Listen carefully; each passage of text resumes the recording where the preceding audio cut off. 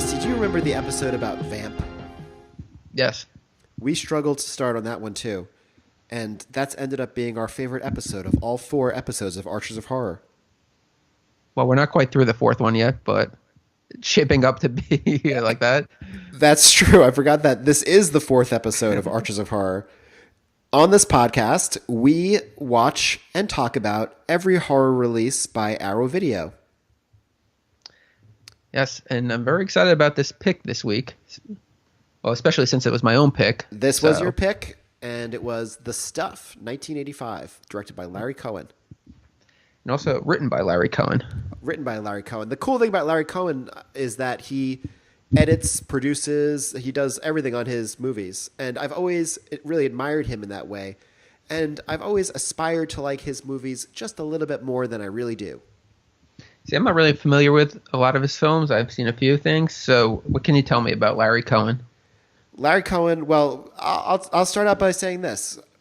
When I think about New York, I think of 9/11, the New York Knicks, and Larry Cohen. He is just a classic New York City independent filmmaker who made films such as God Told Me To, It's Alive, Q, The Winged Serpent. He also wrote the film Phone Booth with Colin Farrell. Return to Salem's Lot, a bit of a favorite of the podcast. And Bone was his first film and still, in some circles, his most acclaimed film. And overall, he's interesting. Did you watch the documentary? I checked it out for about 20 minutes. But as you can see, Larry Cohen is just a very New York character and kind of endearing film guy, you know? Yeah. Yes, I did enjoy hearing him speak. I actually saw him once after a screening of, he did a Q&A after a screening of, I think, Q, The Winged Serpent. But like I said, I've always aspired to like his movies a little more than I do.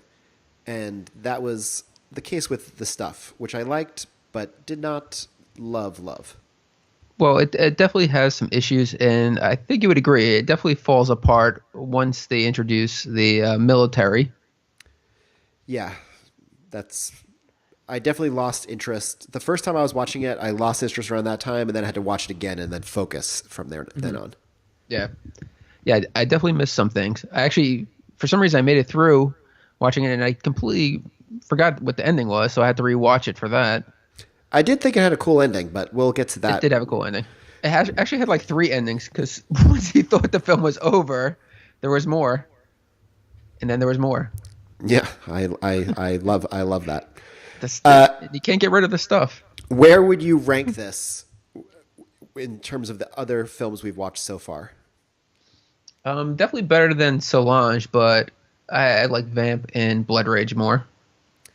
I would say Blood Rage, Vamp, this, and then Solange as well. See, I could see myself watching Blood Rage and Vamp again. However, with this stuff, I think I'm over it.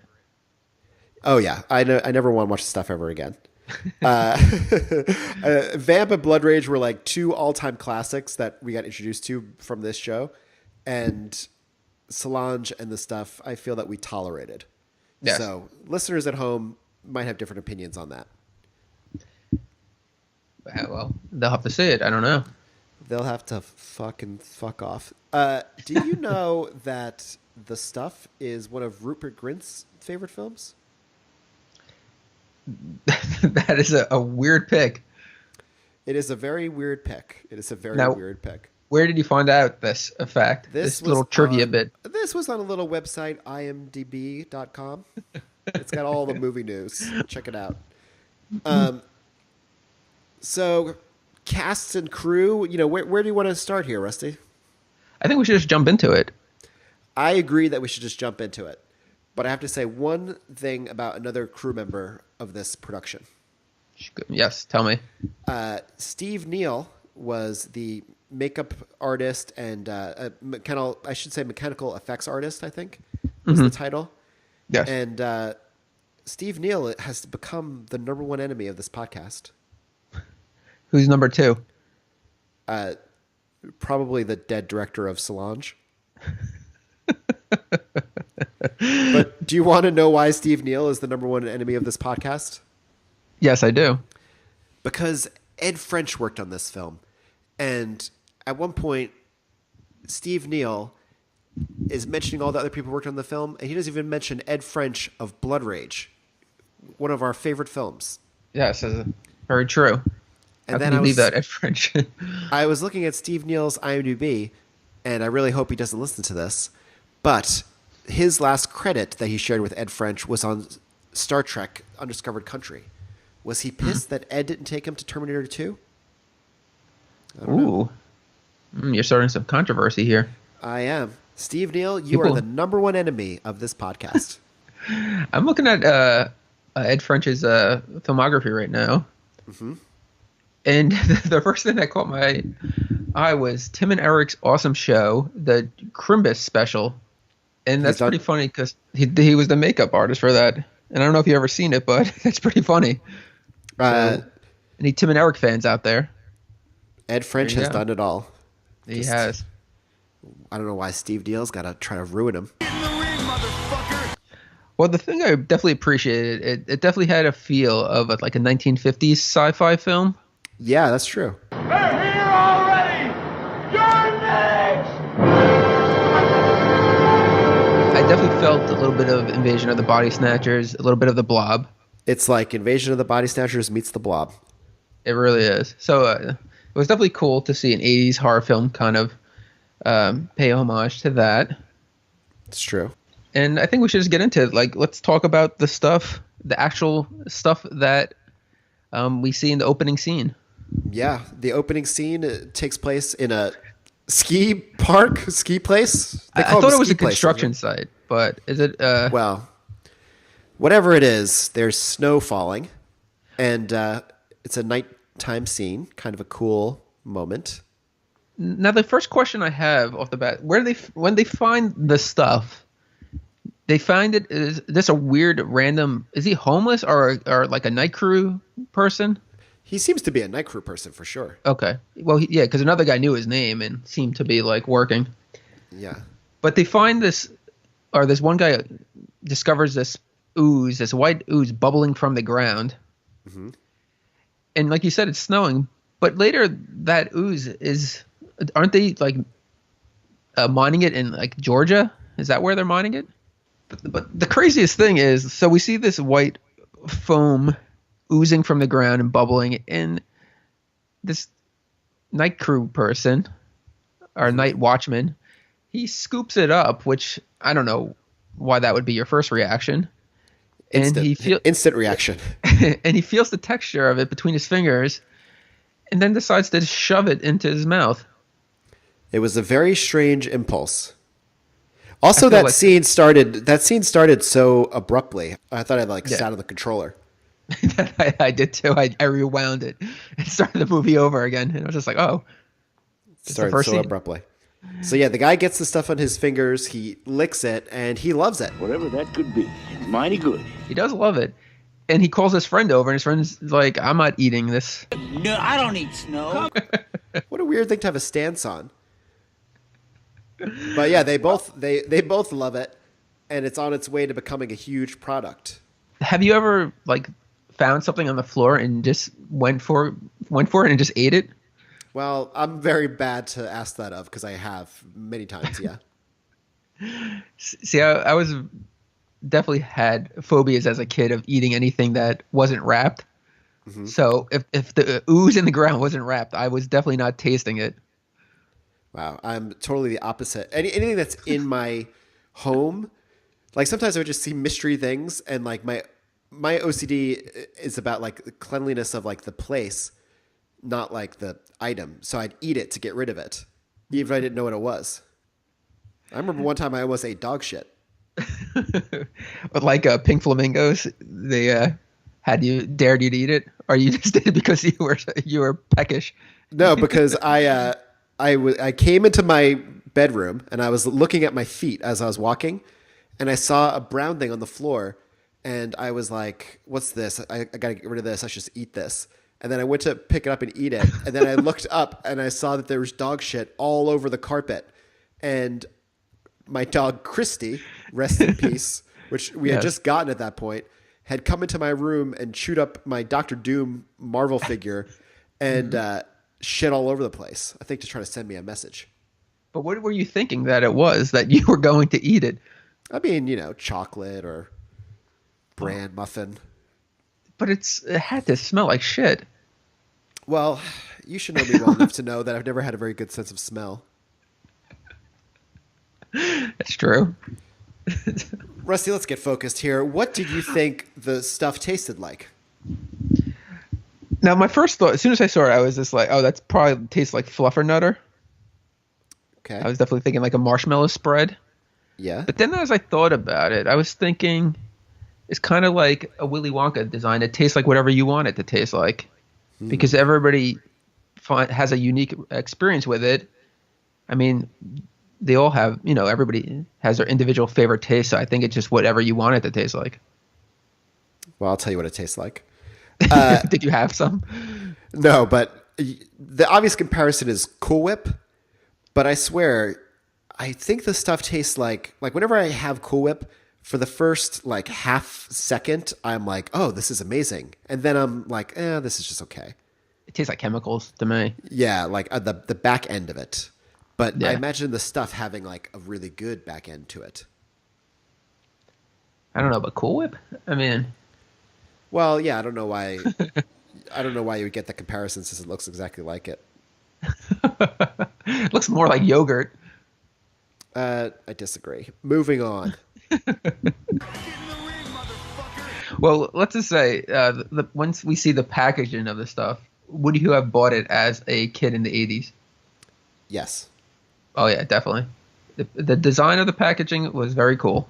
Yeah, it was. But one of the first scenes that I truly had to pause on to take a look at was our protagonist, Jason. We see him in his room waking up being bitten by insects. Eaten alive. Oh, yeah. So, Wait, and first of all, this kid, I'm not sure, is he the protagonist or is Michael Moriarty's character the protagonist? Michael Moriarty is the protagonist. But he lives on Long Island, where me and Rusty are both from. Yes. Well, I'm on the down easter Alexa. Right off the bat, he's just a horrible actor. How convinced were you that he'd be bitten by any kind of insect? I was going to ask you, first of all, did you research this kid at all?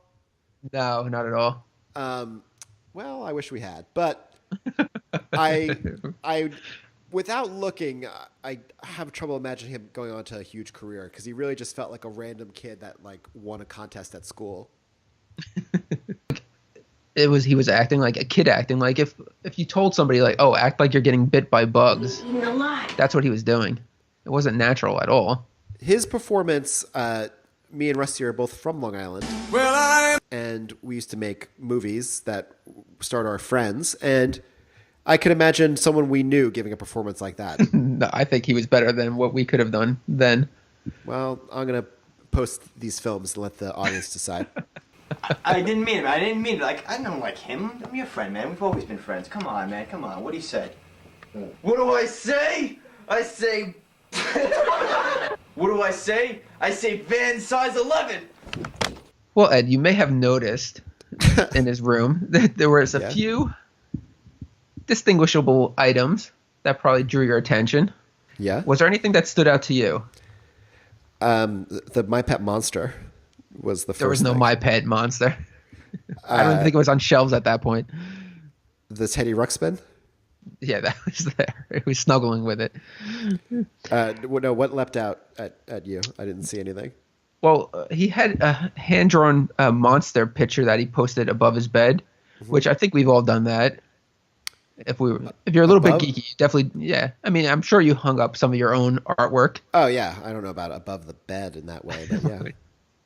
He also had a Return of the Jedi bed sheet. Oh, that's cool. I remember. Oh, you had those? I didn't have that exact one, but I had Return of the Jedi bed sheets. And I think my mom accidentally bleached them because one day they were gone, and she explained to me that I outgrew them, but I think she ruined them in the wash somehow. Let's call her right now, midnight, and get those answers. That's what this show is known for. And you can tell if she's angry, just tell her that the stuff is one of Rupert Grint's favorite movies. She's going to be fascinated, and you'll be out of trouble. And then the last thing in his bedroom that I had to pause on just to make sure my eyes weren't deceiving me, he had an E.T. doll, but it was a very bizarre E.T. doll. He was like ghostly white. Like remember in E.T. when he was like homesick and like really like. Oh yeah, when E.T. gray E.T. Traumatized our whole generation. Yes, well he had like a gray E.T. doll just laying there. Wow, go on. And I was trying to think if they ever actually released that. I couldn't find anything on like eBay. I think that's a great idea. A dead E.T. toy. We should release that. Were you a big E.T. Fan? Did you have an E.T. dolls? Huge. Well, you know what I had was a E.T. sweater that or sweatshirt, I should say, that I got at this place in Maine over the summer that was like you could go there and get whatever what do they call it when they would like press it onto like the shirts back then? Like an iron-on or like a... Yeah, basically it was a store that you would go there and you'd pick out the iron-on thing.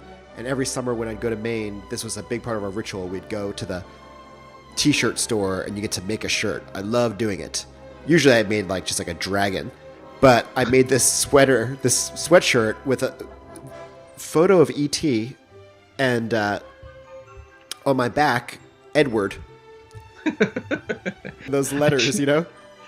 A child molester's dream, an easy abduction. That's I guess you talked to my parents because they stopped letting me wear the sweatshirt because they were afraid a kidnapper was going to call me by my name. Then at one point I was like, please let me wear my E.T. sweatshirt. And they were like... Did you have a speech impediment as a kid? Well, I did go to speech classes, but that's a whole other story, which I'll tell you in a second.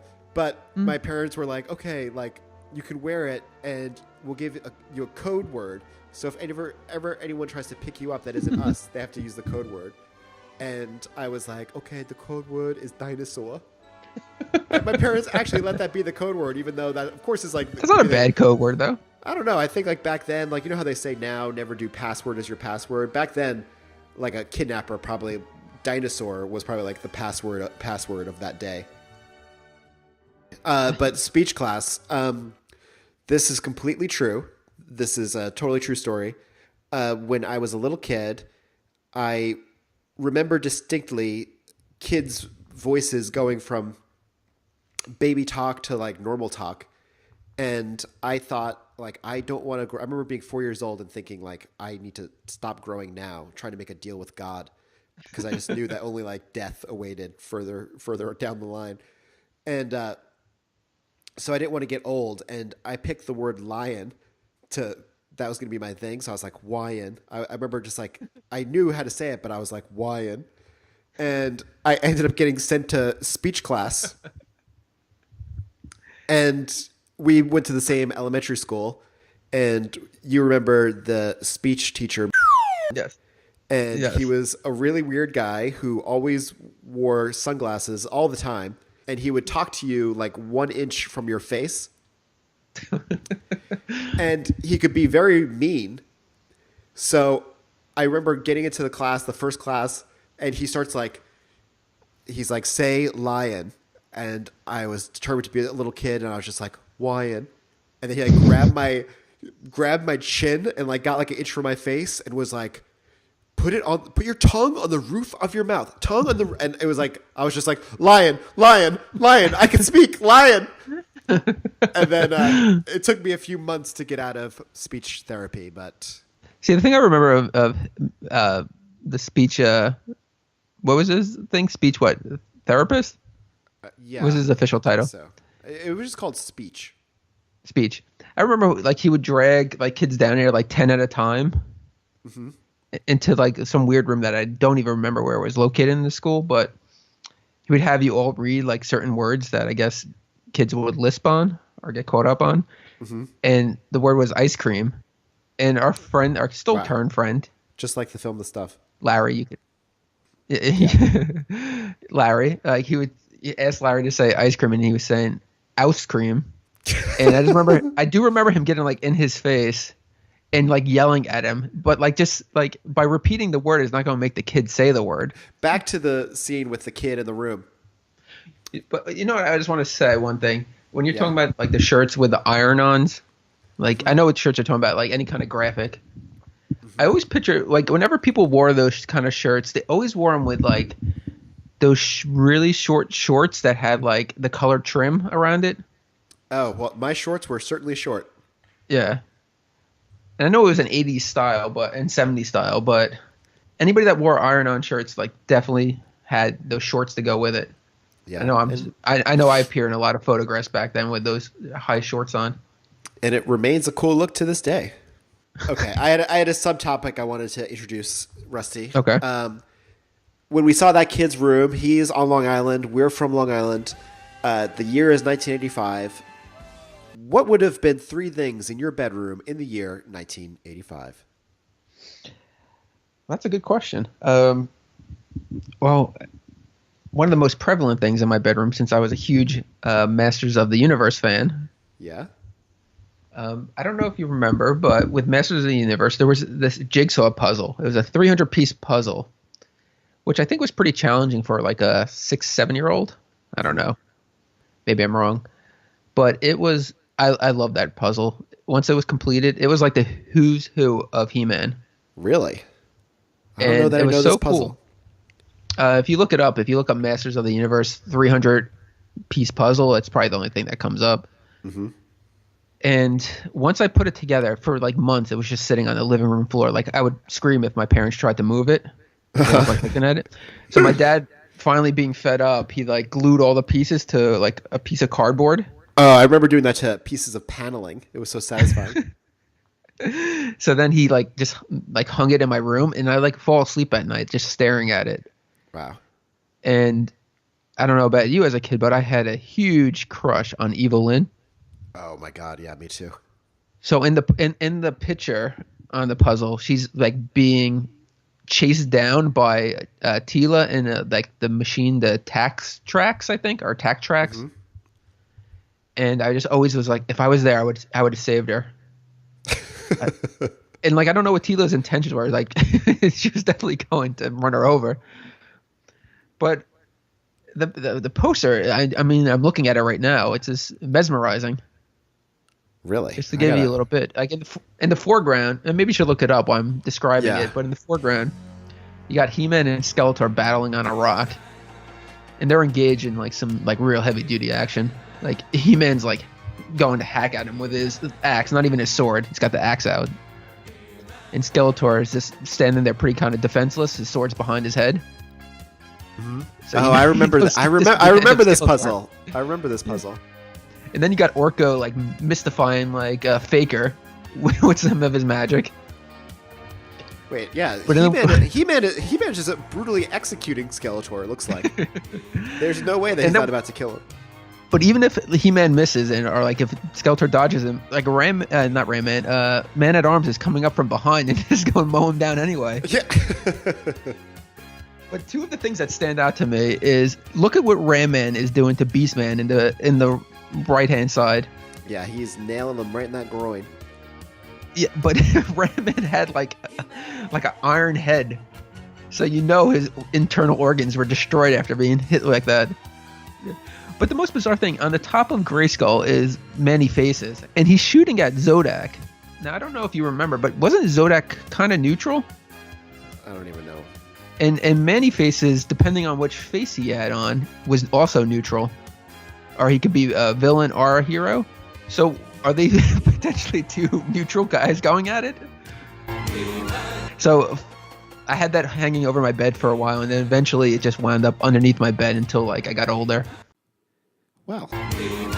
So Jason wakes up. His room is too hot. Burning hot. He wants to go get something to eat.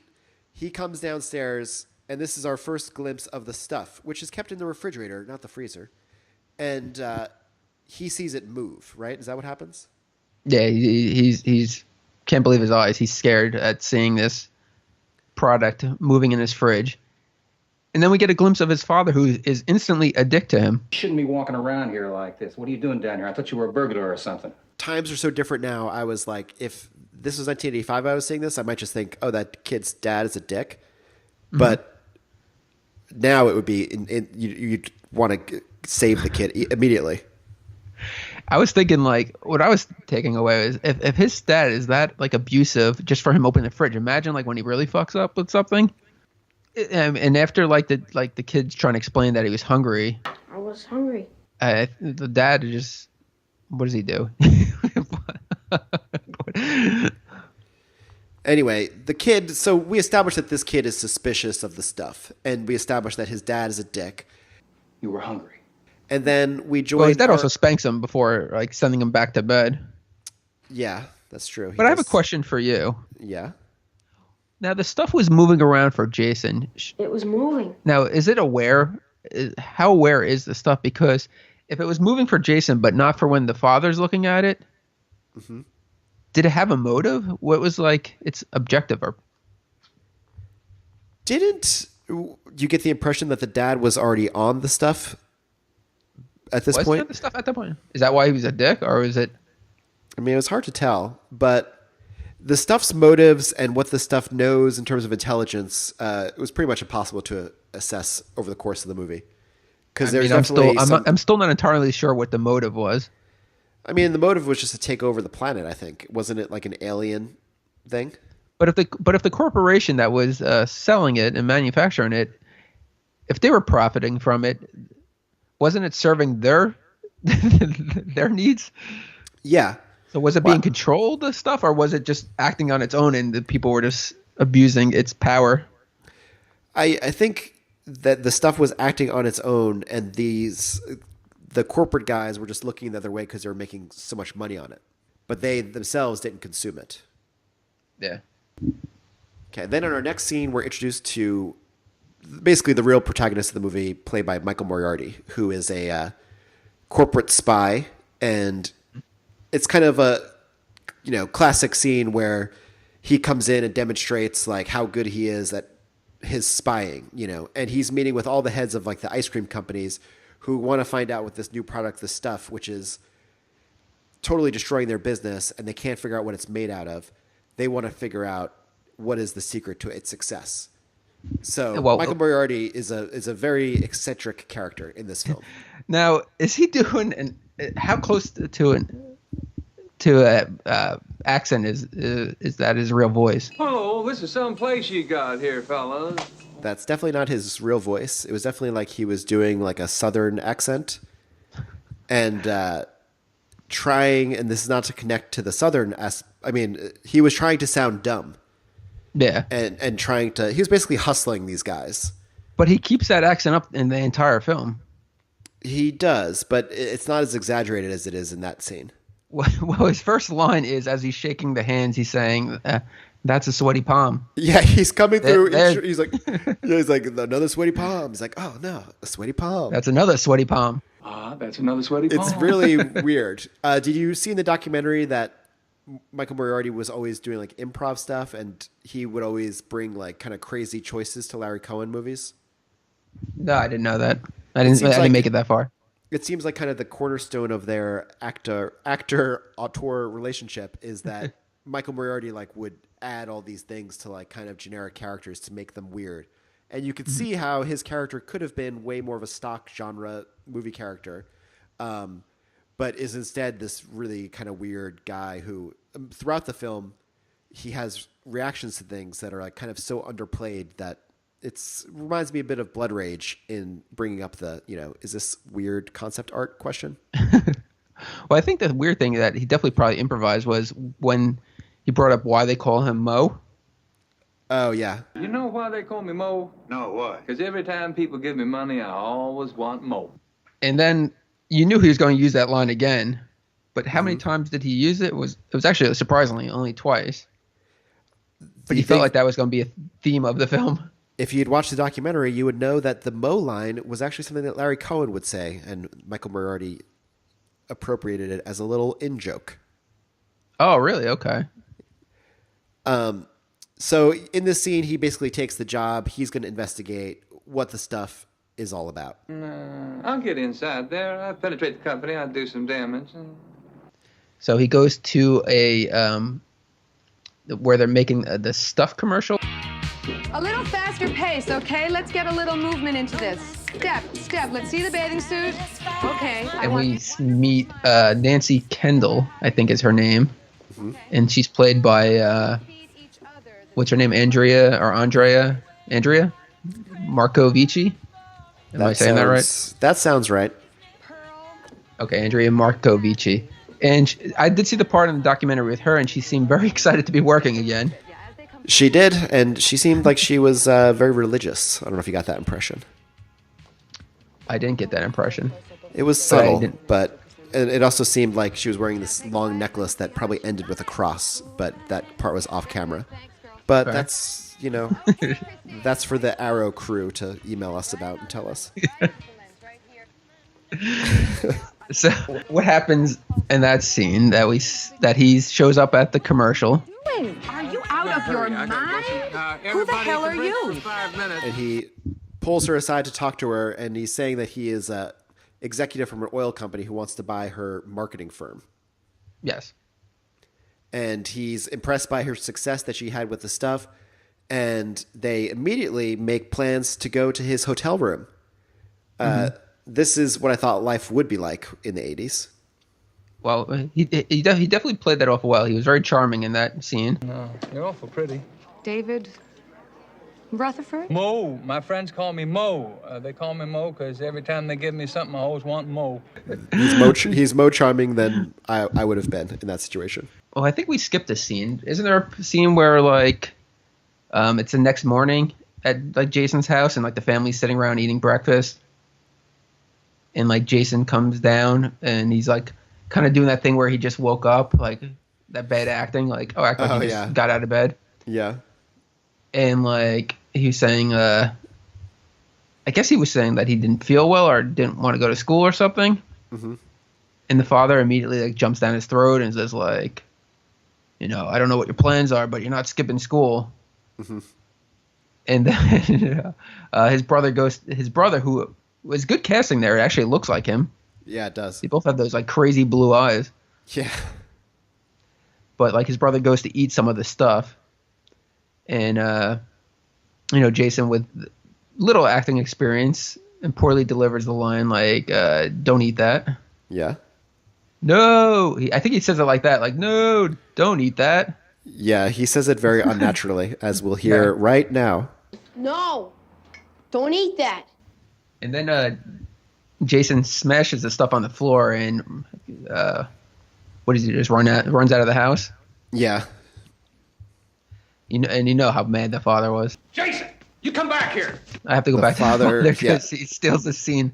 The father is so angry; it's very uncomfortable to a modern viewer. But the mom immediately starts cleaning it up, and she's just like amazed by how great this stuff is. She's like, "Oh, it's low calories, it's good tasting, and it doesn't spot." Low in calories, good tasting, and it doesn't even spot. I thought her use of the word "spot" was really weird there. She's like, "It doesn't spot." Well, she was selling it.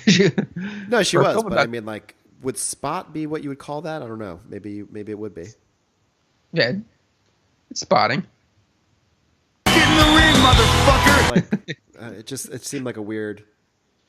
You spill a bunch of, like, ice cream. You're gonna say doesn't spot. I don't know. What would you say? Stain? I wouldn't say shit. I'd lick it off the side of the cabinet, and I'd like it. Yeah.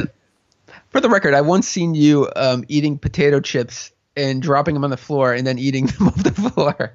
That's so far from the worst that I've done, I don't even know where to begin. All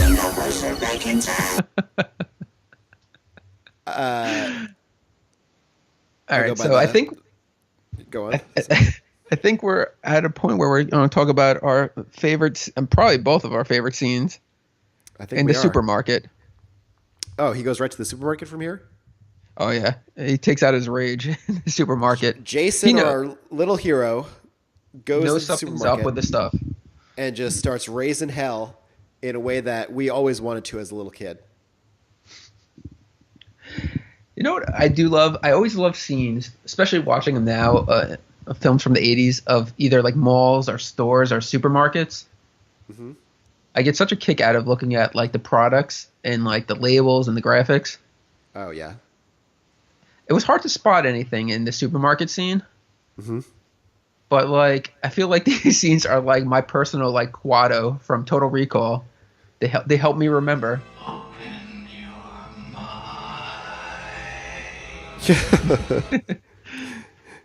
They the supermarkets look so bleak back then. I'm like, it looks like a Soviet supermarket.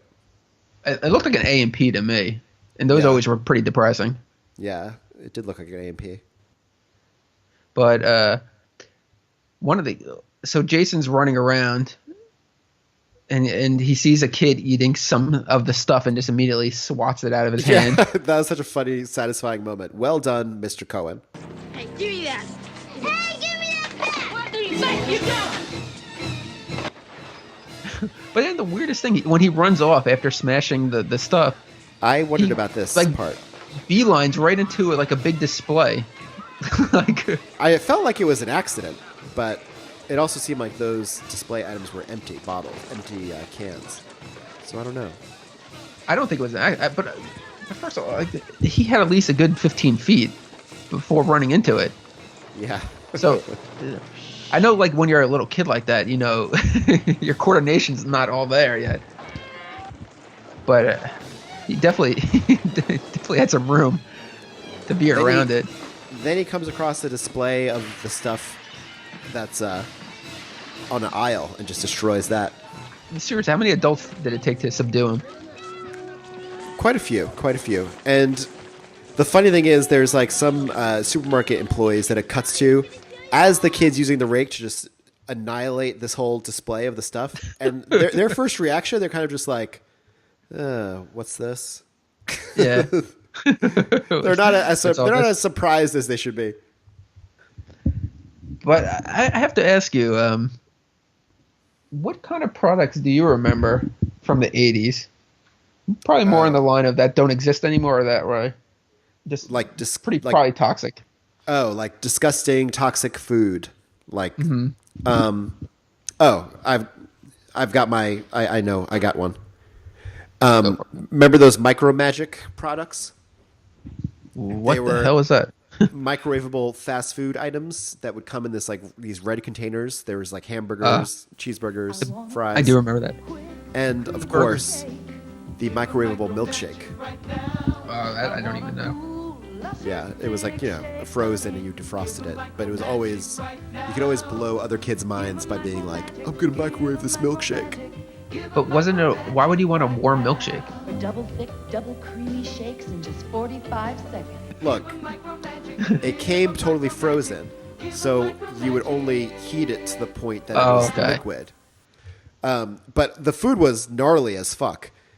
But yeah, when you're a kid, it was kind of, especially a kid in our era, it was like there were certain foods that you accepted as just being like utterly shit, but you ate them because you were like, oh, I eat the disgusting hamburgers at school. Like, that's what I do. Do you remember though, like coming home from school and like watching like after school cartoons and like making like a I guess a TV dinner, like maybe like the kid cuisine? Mm-hmm. And like they had like the burgers with fries and they had like the corn dogs or hot dogs, and those things were just like beyond rubbery. Like the texture, I can still remember the texture of that burger. I used to love coming home from school and just really binge eating during DuckTales. DuckTales. Do you remember the what's it called? The Teenage Mutant Turtle pies? We're heroes in a half shell. We're baking a surprise. Teenage Mutant Ninja Turtle pie. They were like, remember the Hostess pies, like the blueberry and like the Boston cream and the cherry? I think they still make them. The turtle ones was kind of like that. It was, the Boston cream filling. Mm-hmm. But the shell part, or the pie crust, was like over the top dyed like vermilion green. Mm-hmm. And you just knew like there were some serious chemicals in it to make that color. Teenage Mutant Ninja Turtle pie, fresh from the sewers to you. As delicious as it was, I don't think it lasted that long on the shelves. I'm pretty sure it was horrible for you. I mean, The funny thing is we also grew up right next to the sewage treatment plant. That's true. So we're fucked no matter what. I remember we had to go on field trips there, and people, like kids would be like, "Why does it smell?" And they'd be like, "It doesn't smell." And they're like, "But we smell it now." And they're like, "Well, that's because you're sitting here, but you can't smell it from your house." See, I remember when we went, my grade went, they told us not to be rude or ask any rude questions, so we weren't allowed to say how bad it smelled. I have to talk about another great scene. This is when they go to Victor's house. This is the very next scene, right? Yeah. Wow, this movie's two best scenes are right next to each other. I know. Yeah, it was a 1-2 punch, and then you were down for the count. Watching the rest of it. Tell the listeners about this amazing scene. Well, we get a appearance from Danny Aiello. Playing the character Vicar. Do the Right Thing and many other films. Yeah. He was an employee of the FDA for, I guess, around 19 years.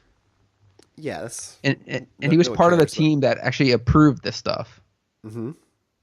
Now, he's not admitting that he is still consuming the product. He just says it's a good product, and he had no problems approving it.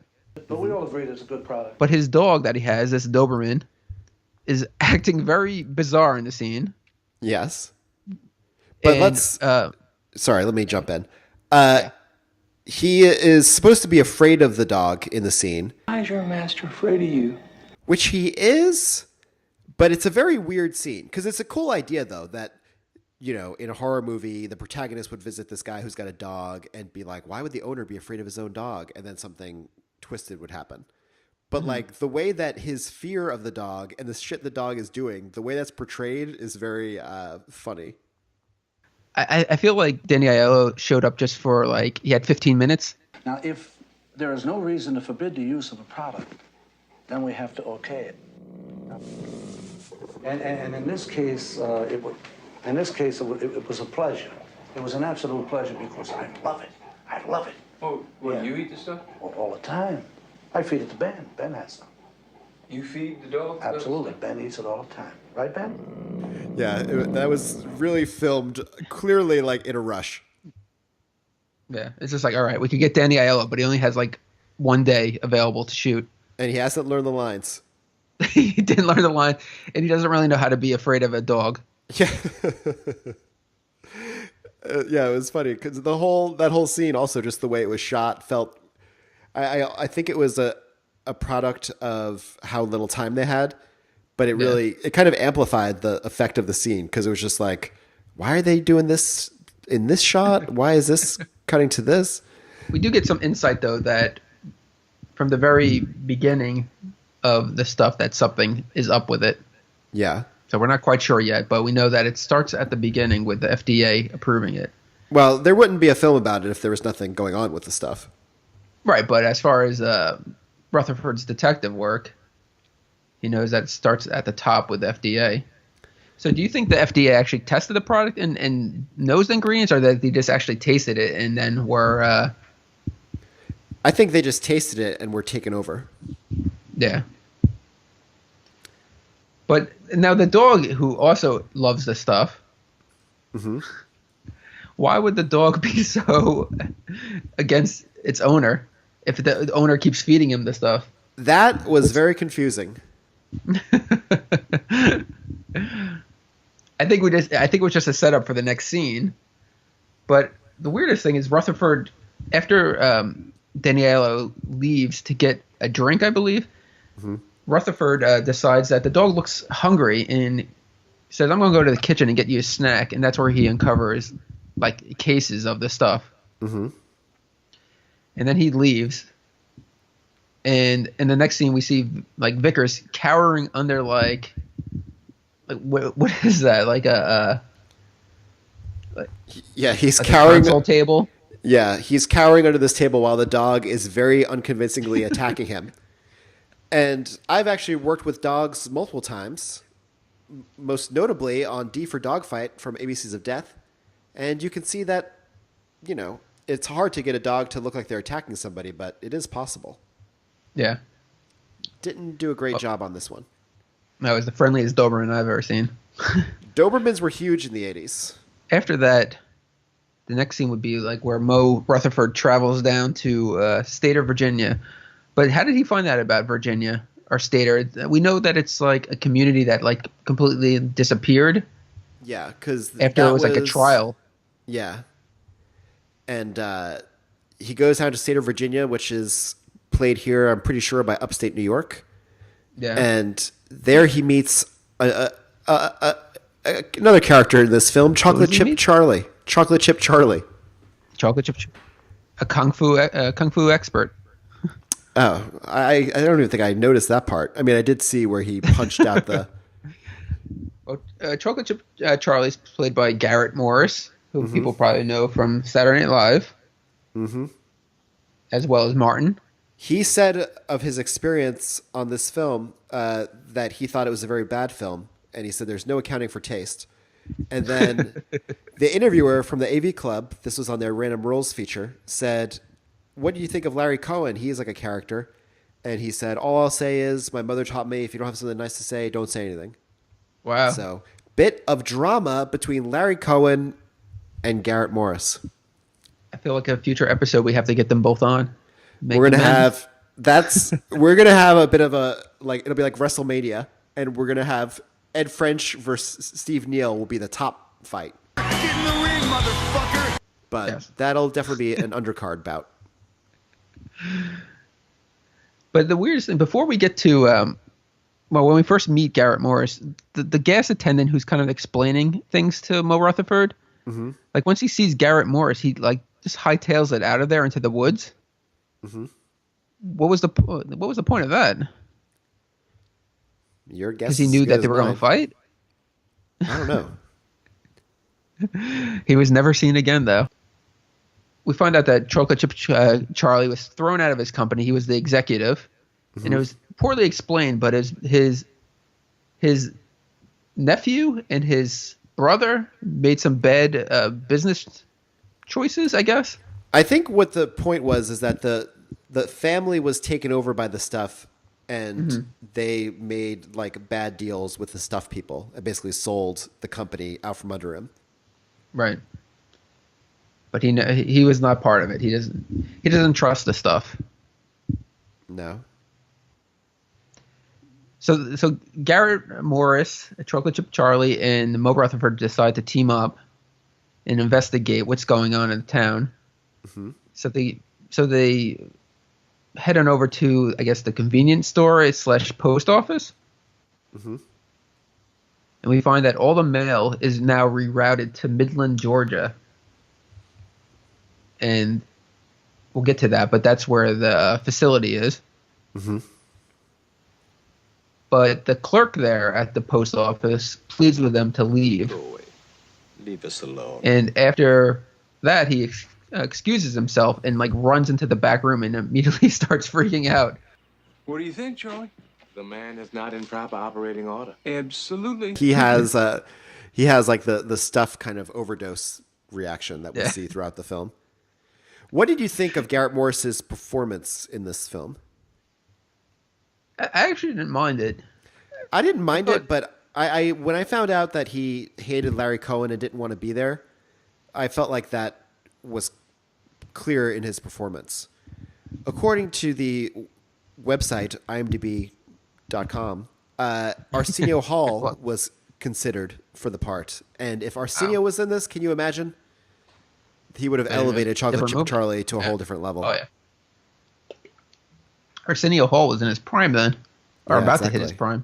About to, yeah. But so the attendant in the back room, he locks the door and he's just exploding. Stuff is shooting out everywhere. That's when we see Charlie exercise his karate skills by punching out the window. And then this stuff scurries across the floor, which I thought was a pretty decent effect. Yeah, the stuff effects are very varied. Sometimes they look surprisingly good, and sometimes they look so awful you think, why did you include that shot? But in that moment, they look pretty good. Anyway, so after that, they Mo and Charlie are now being chased by the townspeople. Oh yeah, this chase down to the boat, and like the townspeople could not seem like a more disinterested group of extras, kind of just like shuffling after them.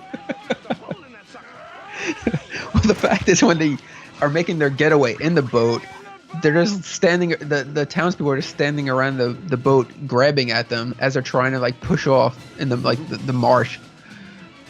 Those guys had a very non-professional feel.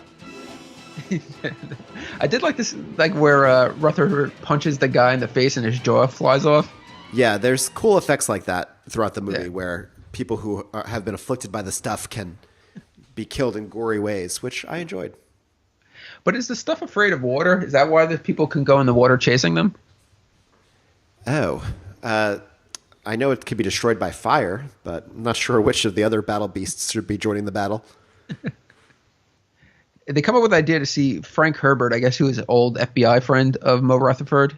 I don't know if it was mentioned, but Mo Rutherford worked previously for the FBI, but we don't know exactly why he was resigned or was fired from the FBI. It definitely seems like there are bad feelings there. Yeah. But in the diner, they tell them that they don't have any of the stuff, but meanwhile they have a freezer full of it. Yeah. So they're definitely hiding something. The diner moment was kind of like a Body Snatchers moment where they realize, that the people around them are all under the influence. Mm-hmm. Or did they not realize that? I don't fucking know. What was the point of that whole scene in the diner? Was there anything else that happened? There's so many pointless scenes in this movie. Like, we have to just skip through those ones. Actually, I'm looking at my notes right now and I wrote diner scene. And I wrote, they want to see Frank Herbert in Washington, D.C. That's all I have. So I don't know. This movie is kind of full. Yeah, the diner scene's a pointless scene. The movie has a lot of like scenes where it's like, now we have to go here, now we have to go there. But what's the next moment after that? Well, I do know because now we're back in on the streets of New York City. It's good to be back in New York. It's like when I think about New York City, I think about 9/11, the New York Knicks, and Larry Cohen. And when Larry Cohen is outside of New York, it's like when Kramer was in California. I know I'm watching it, but it just doesn't feel like the thing I'm watching. I love that analogy to Seinfeld. Now, at some point, the townspeople of in Virginia know that Rutherford is trouble, right? Because when he gets to New York City, we have a weird scene where there's like that they're conspired against him to do to take his life. Mm-hmm. And they attempt this weird like hit and run on him. Yeah. And that plan is so quickly aborted after like they miss. Like I think this in Salon from last week when the main guy almost gets hit by a car is closer than what happens in this scene. I completely agree with that. And it kind of felt like They Live a little bit for a moment when the woman who's at the stuff stand is kind of like, oh, there he is. Like, it kind of reminded me of like when they talk into the communicators in They Live. But yeah, so we have that assassination attempt. Then he ends up back with the marketing person. Yeah, but I think that nothing happens in that scene. Yeah, how quickly can we get to the next part of this piece of shit? Yeah, so I think in the next part, then he hears about the kid who has fucked up the display in the supermarket. Yeah, and I love the way the scientist guy, is it a scientist guy or no? Who's the fucking guy in that scene? Where he reads the headline, like he's like, some kid on Long Island sure doesn't like the stuff for breakfast. Went bonkers in a local supermarket. Oh, yeah. That was the same guy from the lab earlier, right? Oh, okay. So it was a lab guy. This leads to, I would say, probably the most satisfying moment of the movie, besides when the kid's just wrecking shit. But it was pretty fun, like the scene where the kid's family has been taken over by the stuff. They're demanding that he eats the stuff. And what is he has a very little kid solution to this. Well, the crazy thing is that they make him eat the stuff, but then he's allowed to take it to his room to eat it. Yeah, it seems like they should have watched him eat it.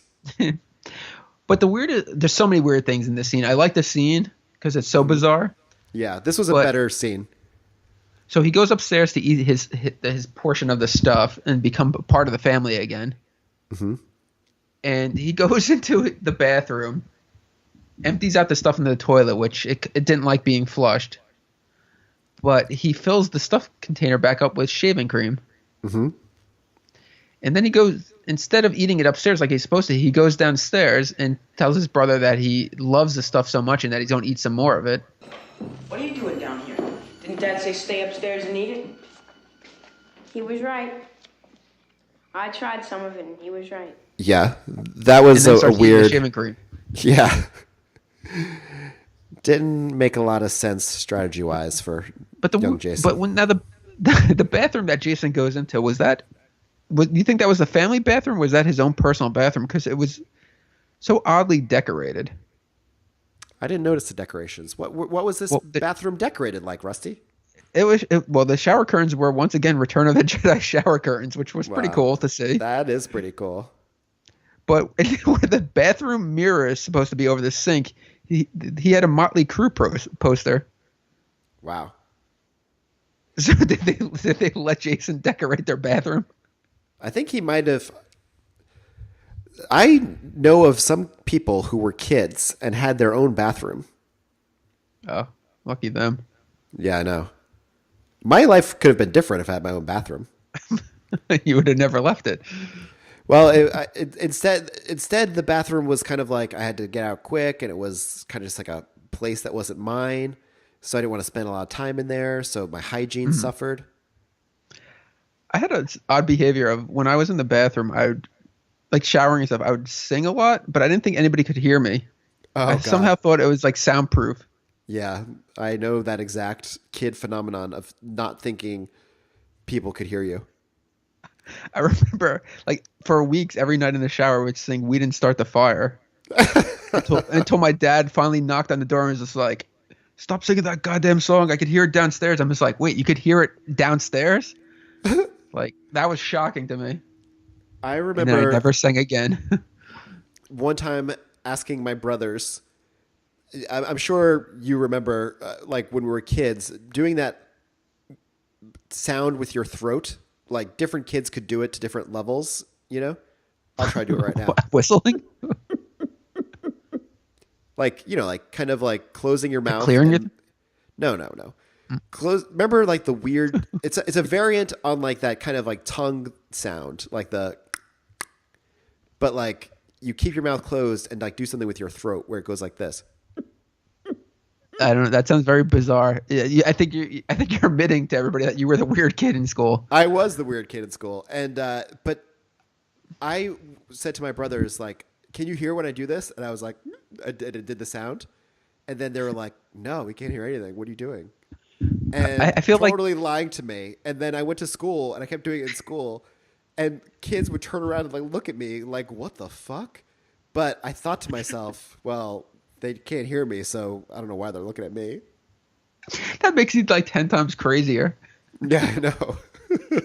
I like that. Like, it was like the choice given to you was like, do you want to be able to sit cross-legged or do you want to make a weird sound with your throat? And you chose that option. Yeah. To all the listeners at home, I can't sit cross-legged, but I could sit in that weird way where your legs go the other direction. So this really all marked me as a weird kid from the beginning. I like it's hard to describe, but it was like almost like a frog. You look like a frog with the way you were sitting.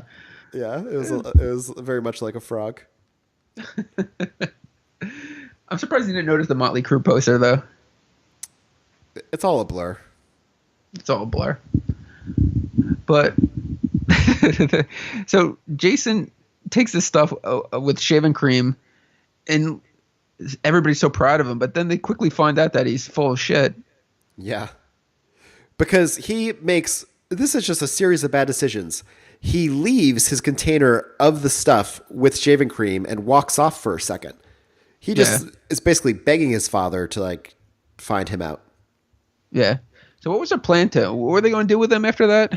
I know he escapes, but They wait. First of all, when the brother says, "You always get what you want," You always get everything you want.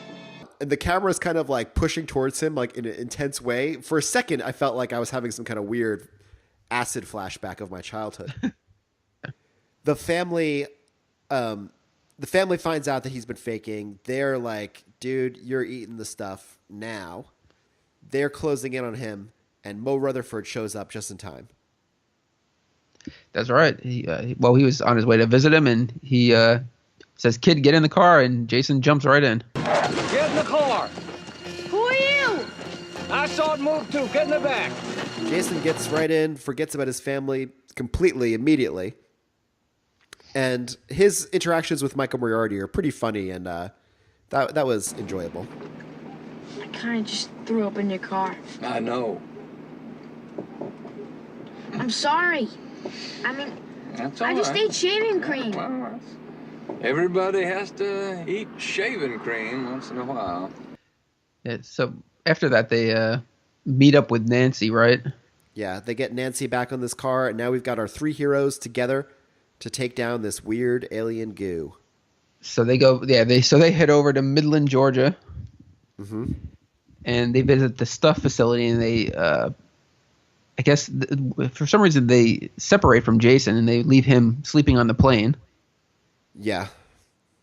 And the clerk that was at the post office in state of Virginia shows up and starts oozing some of the stuff into the plane, which kills the pilot, and Jason somehow escapes. Oh, wait, is this? Oh, yeah. Okay, I remember that. And that's when, like, I think Nancy and Rutherford are doing, like, a facility tour. And they're seeing, like, the assembly line and everything. And I don't know how this product was getting on the street, because those assembly line workers were not doing anything. I didn't notice that. You know, like, you ever watch, like, How Did This Get Made, or any of those shows that show, like, an assembly line where the machines are just, like rapid pace? Yeah. Wait, how did this get is made? Like hand. Yeah, there's like that old show that was on like the TLC or one of the channels. So not the podcast that we have a beef with. No. But like the assembly workers they were doing it all like manually and very slowly. So Jason now escapes the plane and decides to hide inside a tanker. Not since Punky Brewster hid in that fridge. Or no, it was her friend. Cherry. Not since Cherry hid in the fridge has someone picked a dumber place to hide. Hey, can you hear me? I need help! Punky! And he gets immediately locked in. And he go on. He really shows his acting chops in this scene. Oh my God! I threw myself. But just to jump ahead for a second, do you remember when they start filling the tanker up with the stuff? Yeah. And he's like challenging it at first. Well, what are you waiting for? Why don't you do something? Yeah, he's like, "Come on, don't just sit there. Come on." And then it starts filling, and he's like, no, filling too high. And I never, I can appreciate a movie with bad special effects, but the effects of this looked really bad in those parts, just to the point where I was just like, just as a filmmaker, wouldn't you want to pick a better... You could have done a different shot. You didn't have to do that shot where you showed all that shit looking like shit. I really felt like they were trying to be like the Terminator when in the end scene when like Linda Hamilton is like being chased by the Terminator. And do you remember how that looked? And it obviously looked like it was on a blue screen, but it was still good. Yeah, like the very stop motion Terminator skeleton. You mean? Yeah. This was kind of like the same thing. And like the stuff was just like moving so weirdly, like. Yeah, and he looked so weird against what was obviously not there in front of him. Right. But backtracking for a second, one of my other favorite scenes, the motel scene. Oh, yeah. Now, we see the commercial for the stuff, which stars Abe Vigoda, and I don't know if you know her name, but Clara Peller, who you will probably remember from the Where's the Beef campaign. How's the food, sweetheart? That's nice. Where's the stuff? The Where's the Beef campaign for Wendy's was bigger than I could describe to modern listeners. Yeah, I think that was the reason why I tried Wendy's for the first time, was because of that campaign. It was just it's so weird back when we were kids and there were only like 10 channels or whatever it was, and 13. Things would become so ubiquitous, like in the whole culture, like everyone would know a commercial. That must have been a huge get for Larry Cohen then. Yeah, I mean, her stardom, she skyrocketed to fame then. She was in everything, and died in 1987, so her stardom was short-lived. Yeah. But one of Clara Peller's weirdest appearances was she was a special guest timekeeper at WrestleMania 2 for the 20-person Battle Royal. Really? Now, I don't know if you remember this Battle Royal from WrestleMania 2. I hope you do. No, I don't really. It was not the who's who of wrestling. It featured pretty much all the bums of the WWF at the time. Like your favorites, like Hillbilly Jim, Bruno Sammartino. Oh, God. Will a day go by without us referencing Bruno Sammartino? Some ex-NFL player who I don't even know, and then Andre the Giant, so I'm sure you could take a guess who won that. I think that's Andre the Giant. Yeah. I wonder if that whole thing was motivated by the fact that at that point I think Andre the Giant's body was really broken down, right? And maybe like he could only sort of handle being in like a big match where he wasn't the focus of attention. Well, I actually watched a clip of that, and he was pretty much holding on to the rope the whole time and like punching the guys with like one arm as he's holding the rope to support himself. So yeah, I think he was definitely breaking down. So what else happens? Is that the scene where the guy comes in and the stuff flows up and hits him around the room? Well, Mo and Nancy are sleeping, and for some reason, the stuff was just laying dormant in his pillow. And then, as he's in a deep sleep, it comically like wraps around his face, and it looks like he's just holding a shirt to his face as he starts like writhing around on the floor. I disagree. I felt like it looked like he was just holding pizza dough to his face. But either way, it looked like he was holding it to his face instead of it clinging to his face and trying to pull it off. No, he was definitely holding it to his face. And Nancy, being quick, she grabs some brandy that I think is in the hotel room and throws it on his face and says, "I'm going to light you on fire." Yeah, and all the lines here were clearly recorded later on, like all the ADR lines. And they're all very weirdly delivered lines. I'll get it off you. I'll burn it. And like at one point, when they're watching like all the stuff hit that other guy, Michael Moriarty's like, "Look at that. That's meant for us." Killing him. But just the delivery of all the lines is really weird. So she burns off of his face, and then a guy comes running in, and he gets hit by the stuff, right? Is that what happens? Yeah. Yeah, but didn't they use like the scene? They kind of did the same thing from like Nightmare on Elm Street, where the room moves around, so they could like have the guy like being brought up the wall. They, in fact, used the very same set as Nightmare on Elm Street. Was that in the documentary? Yeah. Ah, look at you. I know. I actually realized though, I was like, I should have known that. Of course, like there would have just been like one room that like, yo, can I rent that room for my film? And they're like, oh yeah, come on down. Imagine being the person that built that room and then started renting it out for other films. A dream come true, but the liability insurance probably would cut into the profits. But that was a good scene. Yeah, that was a good, fun scene. I think it was the last good scene.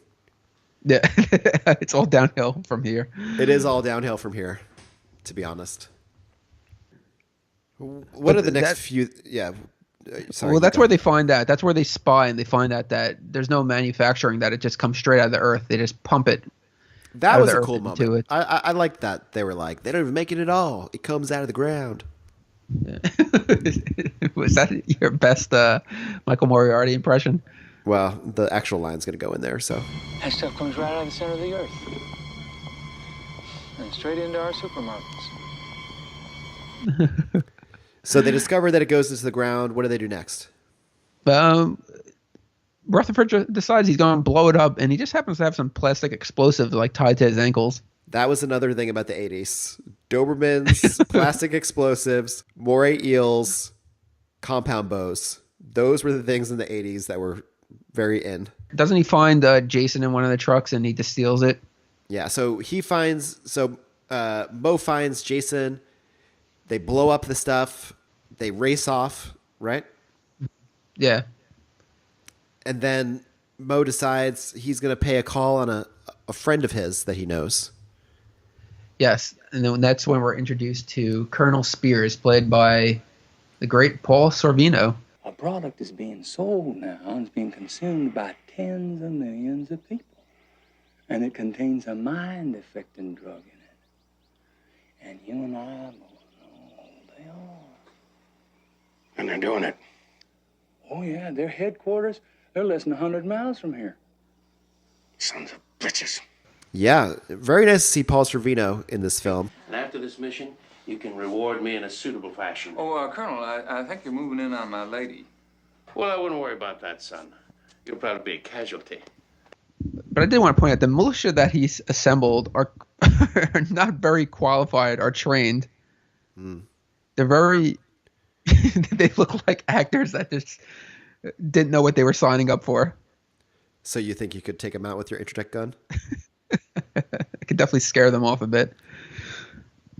Well, if I had the M16, I definitely could. When they start their assault on the factory, I think his first words was like,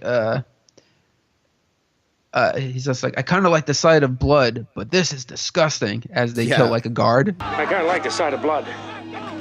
Well, this is disgusting. They're not very covert. They're just running around. They just come. aimlessly. They just arrive at the factory, just start opening fire, which was totally acceptable in the '80s movies and stuff. But it's very shocking to see now in our current era. But they do uncover that all the factory workers are dead. Yeah. Oh yeah, and Paul Sorvino is pissed about this. The yellow sons of bitches. They took their own lives. Commie bastards, you cheated me. But then he reveals, which in a strange twist, he just so happens that he also owns 2 radio stations, so he's going to go public with it. Yeah, yeah. He's like, I own 2 radio stations. So now they're on their way to the radio stations. This whole movie is just scenes that are like, okay, now we got to go to here. Now we got to go to there. Now we got to go to there. Yeah. It's not cohesive storytelling. So they go to the radio station. Is this like the end of the film? Yeah, but do you remember the cab driver? Like don't they take cabs to the radio stations? I think so. But remember the cab drivers? Like he had like, I'll let you do the impression because he sounded like Cookie Monster. I don't remember this at all. But he sounded like Louis Armstrong. But he was just like, "What is this, World War III?" What is this, World War III? Just get us to 4th and Main right away. No more of your liberal remarks. Oh yeah. I see trees of green. Yeah, exactly. Red roses too. World War III. So he goes to get the message out. Then I believe the next scene. Well, as they pull up to the radio station, though, Paul Sorvino quips to his men. He says, Pay the drivers. Issue a 10% tip. Get a cash receipt. Yes, sir. Yes, sir. Proceed to the main lobby. We will reassemble. So they get into the radio station. They get the word out. Is the next scene where the actress is speaking into the camera, or is the... No, well, Chocolate Chip Charlie shows up too. Oh yeah, we had to resolve Chocolate Chip Charlie's storyline. He had some errand to run, but I don't think he did shit. I think he was just waiting around. He was sent away from the movie to later be sent back in to have his big stuff moment. Well, he came in and kind of sounded like Benny, like from Total Recall, back to Total Recall, where he's got 5 kids to feed. Because they stole my company out from under me, man. You know that. I got a right to be heard. Yeah, he the stuff only knew kind of Chocolate Chip Charlie's generic lines, so he's just like, "Oh, they stole my business. I'm pissed." But he also was like, he comes in there and he's just like, all right, I got to warn everybody about this, and then we find out that Paul Sorvino's character is also racist. Oh, this was actually okay. This is a funny scene. I can't believe I was going to skip over it. I will permit this colored man to speak, but speak one word of the Commie Party line, or one word in code, and I will blow his head off.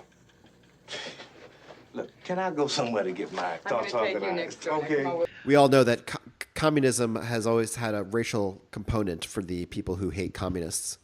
I feel like Larry Cohen at this point was just trying to throw in more 80s topics. Like the main theme was motif was consumerism. Mm-hmm. But then it was just like racism, communism. What else did he try to get in there? I mean, definitely the military kind of Iran-Contra feel. Yeah. So Chocolate Chip Charlie, he's revealed to be infected by the stuff. Yes, so that's what he was doing. He was eating this stuff. But his reveal is actually probably some of the cooler effects because his jaw just becomes unhinged. Yeah, it reminded me of the Carpenter thing, obviously. Yeah. I have to say to Steve Neal that those were good effects, but I bet Ed French did most of it, honestly. In the ring, motherfucker! Wow, you're really digging that knife in. I really am. This feud is becoming a little too serious. And then finally we have Nancy broadcasting live on TV, looking into the camera, doing her best Nancy Reagan impression. Oh, I didn't see Nancy Reagan in that at all. Oh, really? Yeah. No. Remember Nancy Reagan's anti-drug campaign, looking into the camera? Okay. You didn't see that at all, though, or you just? No, I remember the episode of Different Strokes where she came to tell Arnold about just saying no. Miss Reagan, can I please shake your hand? Of course you may. Yes. Or when she when she became the owner of the bike shop. What kind of fun? Well, for instance, there's skinny dipping. Either you guys ever go skinny dipping? Nah, I never done that. Me neither. Unless you want to count the time when the fire hydrant blew my pants off. I want people to know that if that skinny dipping thing is offensive, I only think it's funny because the way that he enunciates skinny dipping. Skinny dipping. That killed that guy's career, but he knew the importance of portraying that kind of character. That is a true story. Story. The poor Maytag man. You're getting the poor Maytag man. He just wanted to go skinny dipping. Guys, if you have not gone skinny dipping, you have missed one of the great joys in this life. Yeah, so we see her final message, and then we see the final. Actually, no. There's two more scenes of the fucking. No, end of this movie. we kind of see the fall, the demise of the stuff. Yeah, like the Berlin Wall. This stuff crumbles down. Mr. Gorbachev, tear down this stuff franchise. Much like Nazi Germany, they were doing stuff burnings instead of the book burnings, and that's how we know the stuff has been destroyed. Now, or has it? Hold on. Yes. When they were burning the stuff, it was very clearly a matte painting. However, if you watch the documentary, Larry Cohen talks about how still has thousands of authentic the stuff containers. Oh, I need that. Yeah, that he says he gives out at conventions, or he's like, if there's interest, we're going to try to sell it if we can find some interest. Oh, I'd buy that. I was like, it'd probably take me like 5 minutes to find Larry Cohen's email address, and I'll try to get us both authentic the stuff containers. I would love that. Before next episode, and we'll see if I was successful in the next episode. See, I'm a sucker. If they ever release that as a real product, like a novelty product, I would. I'm a sucker for that. Oh, yeah. I think I buy every product that they re-release, like from like Zima and Crystal Clear Pepsi. There already are replica containers, but if we could get the real one, let's get the real one.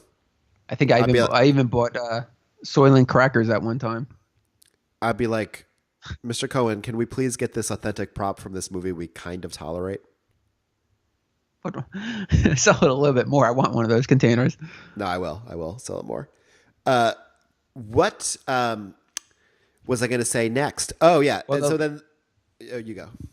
So then the next thing we see that we think the stuff is gone. Mm-hmm. But then we're in the I guess CEO's office for the one that hired Rutherford. Yeah. Well, he didn't. Oh, yeah. He did. Because he did pay him. He did give him money.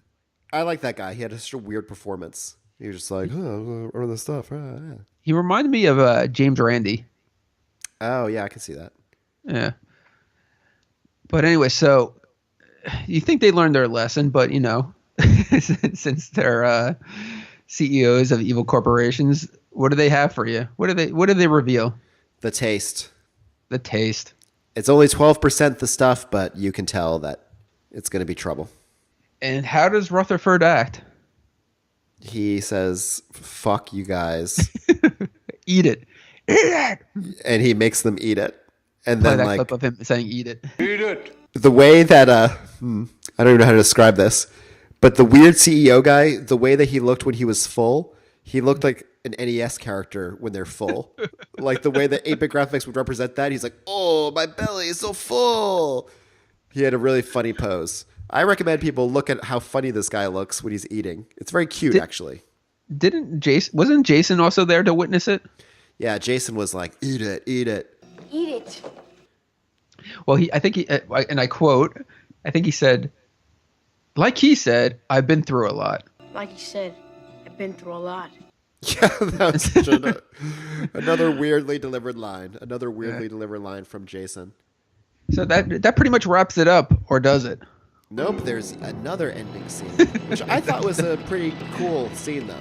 Yeah, like Clue, there's another ending. Here's the real ending. We see a Prohibition kind of tinted scene where we see like that criminal gangs are now running the stuff. Just like, you know, you ban it, it's going to go underground. Yeah, there's a black market for this stuff. Yeah. So the point is you can't get rid of it. I mean, it's like the drug war. I don't really know what the solution for the stuff would be in that case. See, now the thing that I was trying to figure out, when the whole film talking about this stuff, what product do you think they were actually comparing it to? Well, Larry Cohen seems to say that it's cigarettes in the documentary. Yeah, that's what I was thinking. Either like something like McDonald's or even possibly like cocaine, which was on the rise then. Yeah. And then to see he was comparing it to cigarettes, I was just like, oh, okay. The only thing is that parents on Long Island in the 80s didn't really pressure their kids to do cocaine, because if they did, I would have had a much better time.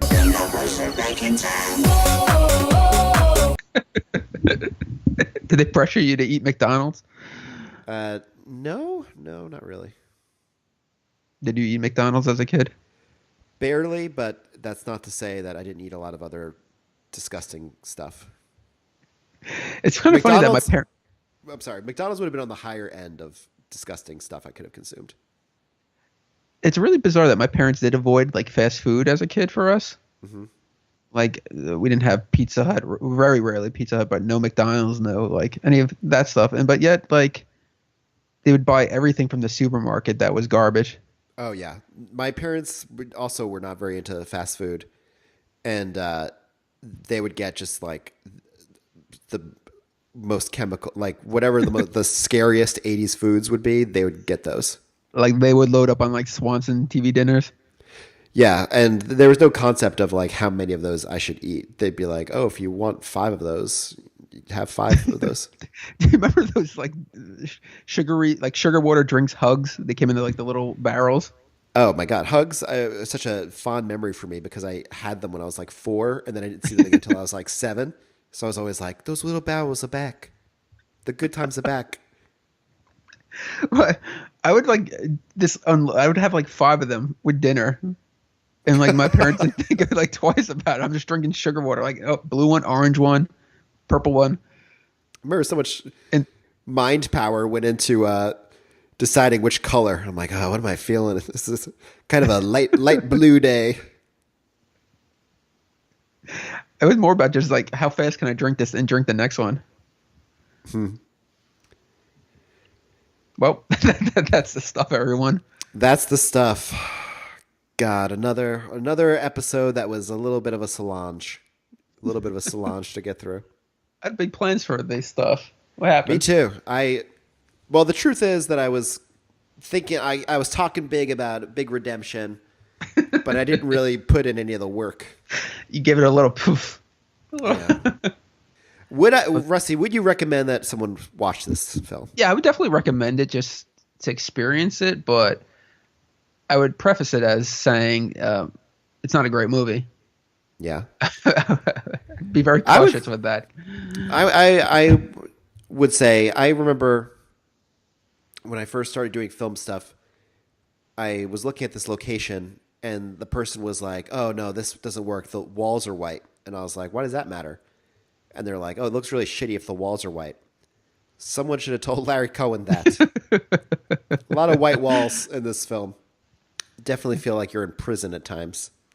Well, he wasn't surrounded. He was a writer, so nobody was there to tell him. He was also the investor in a lot of these movies. Yes. So they're saying that in the documentary he could be really harsh because he'd be like, it was his own money on the line. Yeah. Yeah, I mean that's cool. I like that. But all right, so now it's time to reveal what our next film is going to be. I am excited about this one. I feel like you're going to pick something that's going to be really remarkable. Let me say that I am going to. And let me also say to the listeners that we might be doing a Christmas episode, which will be occurring next in the timeline of when these are going to get posted. So this might be a week after that. Okay. But, Rusty, are you ready for my pick? Oh, I'm ready. I felt like with Vamp, we have a better time. We have an enjoyable movie. And this is a movie I haven't seen since its original VHS release. Ooh. It is a big film. It is a popular film. It is taking us to Region B for the first time in our adventures through Arrow. And that's right. The Burbs. Ooh, The Burbs. The Burbs. I do enjoy that one. That's a good movie. Wow, I'm excited. Me too. Let's bounce back again. Well, everyone, it's been fun, and we'll see you next week. Rusty. Yes, I'm still here. Do you know why the killer wears gloves in Giallo? I think I'm starting to learn, but I'm still not quite sure. Because they go into the pizza potty. See ya. Bye.